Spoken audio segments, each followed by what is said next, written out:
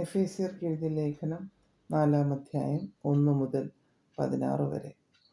കർത്തൃസേവ നിമിത്തം ബദ്ധനായിരിക്കുന്ന ഞാൻ പ്രബോധിപ്പിക്കുന്നത്, നിങ്ങളെ വിളിച്ചിരിക്കുന്ന വിളിക്ക് യോഗ്യമാം വണ്ണം പൂർണ്ണ വിനയത്തോടും സൗമ്യതയോടും ദീർഘക്ഷമയോടും കൂടെ നടക്കുകയും സ്നേഹത്തിൽ അന്യോന്യം പൊറുക്കുകയും ആത്മാവിൻ്റെ ഐക്യത സമാധാന ബന്ധത്തിൽ കാപ്പാൻ ശ്രമിക്കുകയും ചെയ്യുവിൻ.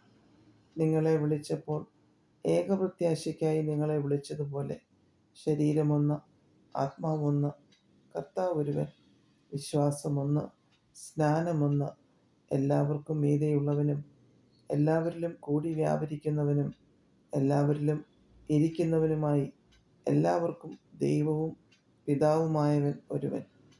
എന്നാൽ നമ്മിൽ ഓരോരുത്തന് ക്രിസ്തുവിൻ്റെ ദാനത്തിൻ്റെ അളവിനൊത്തവണ്ണം കൃപ ലഭിച്ചിരിക്കുന്നു. അതുകൊണ്ട് അവൻ ബദ്ധന്മാരെ പിടിച്ചു കൊണ്ടുപോയി ഉയരത്തിൽ കയറി മനുഷ്യർക്ക് ദാനങ്ങളെ കൊടുത്തു എന്ന് പറയുന്നു. കയറി എന്നതിനാൽ അവൻ ഭൂമിയുടെ അധോഭാഗങ്ങളിലേക്ക് ഇറങ്ങി എന്ന് വരുന്നില്ലയോ? ഇറങ്ങിയവൻ സകലത്തെയും നിറയ്ക്കേണ്ടതിന് സ്വർഗാധിസ്വർഗത്തിനു മീതെ കയറിയവനുമാകുന്നു. അവൻ ചിലരെ അപ്പൊസ്തലന്മാരായും ചിലരെ പ്രവാചകന്മാരായും ചിലരെ സുവിശേഷകന്മാരായും ചിലരെ ഇടയന്മാരായും ഉപദേഷ്ടാക്കന്മാരായും നിയമിച്ചിരിക്കുന്നു.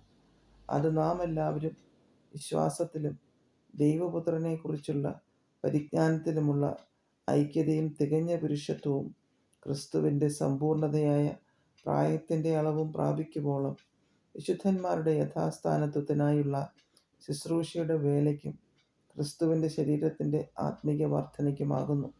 അങ്ങനെ നാം ഇനി മനുഷ്യരുടെ ചതിയാലും ഉപായത്താലും തെറ്റിച്ചു കളയുന്ന തന്ത്രങ്ങളിൽ കുടുങ്ങിപ്പോകുവാൻ തക്കവണ്ണം ഉപദേശത്തിൻ്റെ ഓരോ കാറ്റിനാൽ അലഞ്ഞുഴലുന്ന ശിശുക്കൾ ആയിരിക്കാതെ സ്നേഹത്തിൽ സത്യം സംസാരിച്ചുകൊണ്ട് ക്രിസ്തു എന്ന തലയോളം സകലത്തിലും വളരുവാൻ ഇടയാകും.